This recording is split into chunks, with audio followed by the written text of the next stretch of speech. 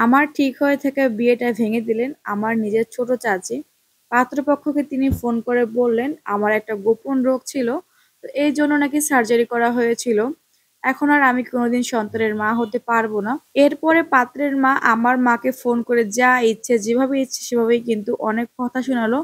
আর মাকে এত কথা শুনেও কিন্তু ওনার শখ মেটেনি। এরপরে আমাকে আবার ফোন দিল। মানে কথা বলার শুরুতেই আমাকে বলছিল যে, "তুমি এত খারাপ কেন? তোমার বাবা-মা তোমাকে নিয়ে এত বিপদে পড়েছে যে তোমার রোগ গোপন রেখে শেষ পর্যন্ত আমার এত ভালো ছেলের সাথে বিয়ে দিচ্ছে। আমার তো মনে হয় শুধু এই সমস্যা না, গোপনে আরো বড় কিছু আছে। তোমার চরিত্র ঠিক আছে কিনা আল্লাহ ভালো জানে।" তো এমন কথা কিন্তু উনি আমাকে ফোন দিয়ে বলছিল, মানে ছেলের মা। তো আমি উনার এমন কথা শুনে রেগে গিয়ে বললাম যে, "এসব আপনি কি বলছেন? কে বলছে আপনার কাছে এরকমের মিথ্যা বানোয়াট কথা?" তো উনি আমার কোনো কথা কানে না তুলে আরো বললেন যে, "উচিত কথা শুনলে গায়ে মরিচের মতো জ্বলনি উঠে।" যার সঙ্গে আমার বিয়ে ঠিক হয়েছিল তার নাম আসিফ। তো তার মায়ের এমন বাজে আচরণের জন্য আমি সরাসরি আসিফকে ফোন করলাম। এরপরে ফোন করে আমি বললাম যে, "আপনার মায়ের কি মাথা খারাপ হয়ে গেছে? এসব কি বলছে আপনার মা?" এরপরে ওই ছেলে বলল, "আমার মায়ের কোনো মাথা খারাপ হয়নি।" আরো আমাকে উল্টো বলছে, "তোমরা কি ভেবেছিলে আমাদেরকে বোকা বানিয়ে সব শেষ করে ফেলবে? আমার কাছে তোমায় গছিয়ে দিতে চেয়েছিল তোমার বাবা-মা। এখন ধরা পড়ে গেছে বলে কি আমার মায়ের মাথা খারাপ হয়ে গেছে?" তো আমি আসলে কি বলবো কিছুই বুঝতে পারছিলাম না। ভেবেছিলাম যে ছেলেটা পড়াশোনা জানে, শিক্ষিত ছেলে, অন্তত সে একটু ভালো আচরণ করবে। কিন্তু সেও তার মায়ের মতো আচরণ করলো। এর পরদিন অদ্ভুত এক ঘটনা ঘটলো। আসিফের মা এলো আমাদের বাড়িতে, এসে বলল আংটিটা ফেরত দিন। ওরা আমার সঙ্গে আসিফের বিয়েটা ঠিক করার পর আমার আঙ্গুলে আংটি পরিয়ে গিয়েছিল সেদিনই। কিন্তু গতকাল ফোন করে এসব বলার পর আমায় পরিয়ে দেওয়া আংটি আমি গতকালকে কিন্তু খুলে রেখে দিয়েছিলাম। উনি এসে যখন আংটি ফেরত চাইলেন, আমার মা কিন্তু সঙ্গে সেটা ফেরত দিয়ে বললেন যে, "আল্লাহ যা করেন ভালোই করেন। আপনাদের মতো খারাপ লোকদের সঙ্গে আত্মীয় না হয় ভালোই হয়েছে। এরকম খারাপ লোকদের বাড়িতে মেয়ে বিয়ে দেওয়ার চেয়ে আমি আমার মেয়েকে সারা জীবন আমার ঘরেই রেখে দেব।" তো আমার মা কিন্তু এসব কথা বলছিল, কিন্তু আসিফের মা কিন্তু একটা কথারও উত্তর দিল না। সে আংটি নিয়ে সরাসরি চলে গেল কিন্তু আমার ছোট চাচির ঘরে। ওখানে গিয়ে আমার চাচির মেয়ে শিলার হাতে কিন্তু সেই আংটিটা পরিয়ে দিল। শিলাকে তার ছেলের জন্য বউ করে নেবে। আর আমরা কিন্তু তখনই বুঝতে পারলাম যে আসলে ঘটনাটা কি ঘটেছে, কে এই অপবাদ দিয়েছে। তো ছোট চাচী লোভে পড়ে কিন্তু এই কাজটা করেছেন। আসিফ যেহেতু ধনী লোকের ছেলে, তার উপর বাপের একমাত্র ছেলে, আর কোনো ভাই বোন নেই, সংসারে ঝামেলা নেই, লোভ তো হতেই পারে। এরপরে আমার মা ছোট চাচীকে ডেকে বললেন যে, "এই কাজটা কিভাবে করলা? কিভাবে আমার মেয়ের সঙ্গে তুমি এমন নোংরা একটা কাজ করলা?" তো ছোট চাচী কিন্তু সম্পূর্ণ এই বিষয়টা অস্বীকার করলেন। তিনি বলছিল যে এই বিষয়ে নাকি সে কিছুই জানে না। আর ওই ছেলেরা যে এইসব কথা কিভাবে শুনছে সে নাকি এটাও বুঝতে পারছে না। তো আমার মা বলল, "ঠিক আছে আমি ধরলাম তুমি কিছুই জানো না। কিন্তু যে ছেলের সঙ্গে আমার মেয়ের বিয়েটা ভেঙে গেছে সেই ছেলের সাথে তোমার মেয়ের বিয়ে দিচ্ছ, এটা কি ঠিক হচ্ছে?" আমার চাচী আমার নামে মিথ্যা অপবাদ বদনাম দিয়ে কিন্তু আমার বিয়েটা ভেঙে দিয়ে তারপর সবকিছু কিন্তু একদম অস্বীকার করে ফেললো। আর সাথে কিন্তু আমার আম্মাকে বলছিল যে, "রাগের কারণে আপনি ভুলভাবে জিনিসটা চিন্তা করছেন।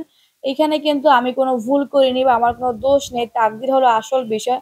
কপালে থাকলে একভাবে না একভাবে বিয়ে হবেই। এই ছেলের সঙ্গে আপনার মেয়ের জোড়া মিলে নাই, তাই আপনার মেয়ের সাথে বিয়ে হয় নাই।" তো এই ঘটনার পরে আমি আমার মাকে বলছিলাম যে, "মা বাদ দাও এসব, যেটা হওয়ার হয়ে গিয়েছে। এ নিয়ে তো আর কথা বলে লাভ নেই। কথা বাড়লে তো তর্ক হবে, ঝগড়া ঝামেলা হবে। কি দরকার এসব করে?" তো এই ঘটনা ঘটার 15 দিন পরেই কিন্তু শিলার সঙ্গে আসিফের বিয়েটা হয়ে যায়। আর আমরা কিন্তু এইদিকে বিষয়টা নিয়ে একদম মাথা ঘামাইনি, চুপচাপই ছিলাম। এরপরে চাচাতো বোন শিলা কিন্তু মাঝে মধ্যেই আমার ঘরে আসে। সেদিন এসে গলার একটা নতুন সোনার চেন দেখিয়ে বলল যে, "আপু আসিফ আমাকে এটা দিয়েছে, এটার দাম 1,00,000 টাকা।" আমি কিছুই বললাম না, বললাম যে, "হ্যাঁ খুবই সুন্দর হয়েছে।" এরপরে ওর কানের দুল জোড়া দেখিয়ে বলছে যে, "কানের দুলগুলো কেমন আপু, ডিজাইনটা দেখো তো।"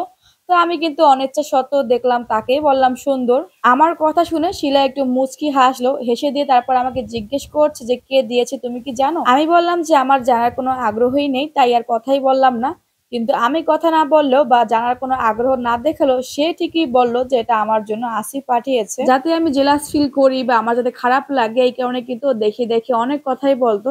আর বাড়িটা যেহেতু আমাদের একসঙ্গেই, ও ঘরে বসে জোরে চিৎকার করে বা হেসে কিন্তু আসিফের সাথে কথা বলতো। তবে এসব আমার কিন্তু কোনো রকমের খারাপ লাগেনি। যেহেতু আসিফের সঙ্গে আমার শুধুমাত্র বিয়ের কথা হয়েছে, ওর সঙ্গে যেহেতু আমার কোনো রকমের সম্পর্ক ছিল না। তো এই কারণে কিন্তু আমার কোনো রকমের খারাপ লাগছিল না। কোথায় হানিমুনে যাবে, কোথায় ওরা স্বামী-স্ত্রী ঘুরতে যাবে, এই রকমের বিষয় কিন্তু এসে আমার সাথে কথা বলত। আমি কিন্তু ভীষণ পরিমাণে বিরক্ত হতাম মানে ওর এসব কথায়। কিন্তু ওকে আসলে বলতে পারতাম না। আমি যেন কষ্ট পাই, আফসোস করি বা হতাশ হই, এই কারণে কিন্তু ও অনেক কিছু করলো। আর এইদিকে কিন্তু আমার চাচী যে সেই বদনাম ছড়িয়েছিল, ওইটা কিন্তু পুরো এলাকা জুড়ে রয়েই গেল যে আমার নাকি একটা সার্জারি হয়েছে আর সেই কারণে নাকি আমার বাচ্চা হবে না। যার কারণে আমার জন্য বিয়ের প্রস্তাব আসলেও এরকমের কথার কারণে কিন্তু বিয়েগুলো ভেঙে যেত। তো ওদের বিয়ের কিন্তু ১ বছর পার হয়ে গেল। ওরা কিন্তু বেশ ভালোই সুখে শান্তিতে আছে। এর ভিতরে কিন্তু আমার জন্য একটা বিয়ের প্রস্তাব আসলো। তো সেই ছেলে জেনে শুনে কিন্তু আমাকে বিয়ে করার জন্য রাজি হয়ে যায়। আর তার পরিবার বাবা-মা কিন্তু ভীষণ পরিমাণে ভদ্র। বিয়ে ঠিক হওয়ার পরে আমার বোন শিলা এসে আমাকে অনেকভাবে কটাক্ষ করতে শুরু করলো যে, "আসিফের থেকে তো তোর হাসব্যান্ডের টাকা পয়সা কম, দেখতেও অত বেশি ভালো না। আমার হাসব্যান্ড দেখতে অনেক স্মার্ট। তোর সব দিক থেকে আমি অনেক উপরে আছি।" তো ওর এমন কথা শুনে আসলে মাঝে মধ্যে আমার খারাপ লাগলেও আবার ওগুলোকে আমি ইগনোর করার চেষ্টা করতাম। সবসময় যে টাকা পয়সায় সুখ শান্তি আসে এমনটাও না। মাঝে মধ্যে আমি ওকে বলতাম যে, "দেখ ভালো মানুষ হওয়াটা জরুরি। টাকা পয়সা থাকতে হবে বা স্মার্ট সুন্দর থাকতে হবে বিষয়টা কিন্তু এমন না।" তো আমাদের বিয়ের ৩ মাস পরে জানতে পারি যে আসিফের চরিত্র ভালো না। বিভিন্নভাবে ও বাজে মেয়েদের সাথে অবৈধ সম্পর্কে লিপ্ত রয়েছে। আসিফ কিন্তু বাসায় ব্যবসার কথা বলে তারপরে কিনা ও সিলেট, রাজশাহী, চট্টগ্রাম এদিকে কিন্তু গিয়ে মাসের ভিতরে কিন্তু ২০ দিনই বাহিরে থাকতো। তবে আমার চাচাতো বোন শিলাকে কিন্তু শাড়ি, গয়না ওর যা পছন্দ ওকে সবকিছু দিয়ে কিন্তু ভরিয়ে রাখতো যাতে করে কিনা ওর কোনো দিক থেকে কষ্ট না হয় আর যাতে ও বুঝতেও না পারে।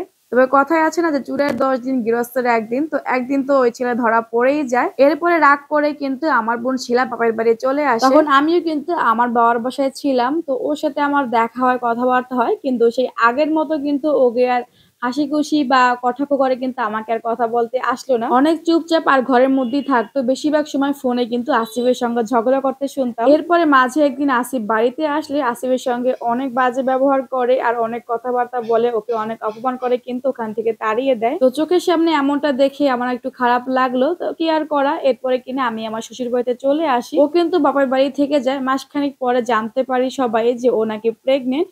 তো তখন কিন্তু আসিফ চেয়েছিল ওকে আবার নেওয়ার জন্য। মানে আসিফের মতো ছেলেরা হচ্ছে গিয়ে কি বলে ঘর বাহির সে সব দিক ঠিক রাখতে চায়।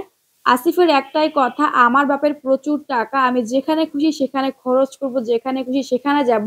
শুধুমাত্র তোমাকে সব দিক থেকে টাকা পয়সা দিয়ে ভালো রাখতে পারলেই তো হলো।" কিন্তু তারপরও আসিফ বাজে মেয়েদের সঙ্গ ছাড়তে পারবে না। তার বক্তব্য কিন্তু একটাই। আমার মায়ের কাছ থেকে পরবর্তীতে আমি এই কথাগুলো শুনতে পারি। আর শোনার পরে যে আমি মহান আল্লাহর কাছে কতটা পরিমাণে শুকরিয়া আদায় করছিলাম যে আজকে যদি আমি শিলার জায়গায় থাকতাম জানি না যে আমার কি অবস্থা হতো। আর সবথেকে বড় কথা হলো কেউ কারো ক্ষতি করে কিন্তু বেশিদিন ভালো থাকতে পারে না। সেটা আজ হোক বা কাল হোক ঠিক কিন্তু প্রকৃতি তার প্রতিশোধ নিবেই। আল্লাহ পাক কিন্তু প্রত্যেকটা মানুষকে ছাড় দেন কিন্তু সেই পাপের জন্য কিন্তু তাকে কখনো ছেড়ে দেন না। আমার চাচী এবং চাচাতো বোন শিলা আমার সাথে যে অন্যায়গুলো করেছে যার জন্য আমি অনেক কষ্ট পেয়েছি, অনেক রাত কান্না করেছি। তাহাজ্জুদের নামাজ পড়ে কান্না করতাম। শেষ পর্যন্ত আমার বিয়ে হচ্ছিল না। অনেক কষ্টের পরে কিন্তু আমার এখানে বিয়ে হয়। সেসব তো আপনারা শুরুতেই শুনেছেন। এরপরে শিলা পুকুর পাড়ে পড়ে গিয়ে কিন্তু বাচ্চাটা মিসক্যারেজ হয়ে যায়। তো তখন কথাটা শুনে আসলে আমার অনেক খারাপ লাগছিল। আর যাই হোক সন্তান হারানোর মতো একটা মেয়ের জন্য এই কষ্টটা অনেক বেশি। শেষ পর্যন্ত শিলা এবং আসিফের বিয়েটা আর টিকলো না। শিলা নিজ থেকেই কিন্তু আসিফকে ডিভোর্স দিয়ে দিল।